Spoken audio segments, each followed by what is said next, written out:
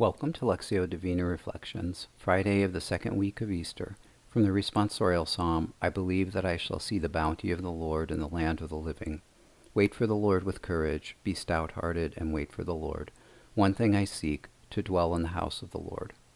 A reading from the Holy Gospel according to John.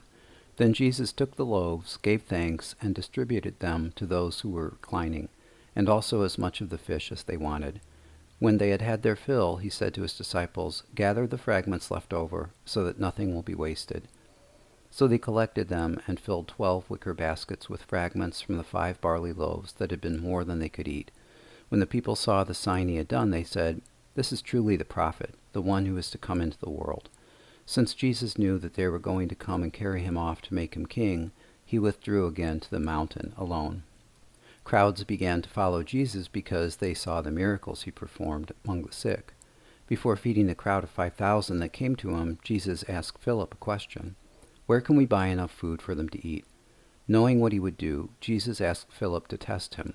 Seeing the vast crowd, Andrew tells Jesus there is a boy who has 5 loaves of bread and 2 fish. This time, Andrew asks a question, uncertain of the outcome. But what good are these for so many? Of these 2 questions, one affirms God's superabundant grace. The other is despairing, skeptical.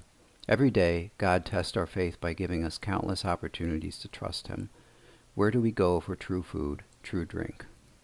God, open my mind to understand today's gospel. When I consider that Jesus broke bread, feeding 5,000, I marvel at how he made that possible. Even more so do I stand in awe at the feeding of millions every day in the Eucharist. It is the same Christ broken and shared but undivided among those most in need of his body and blood, soul and divinity.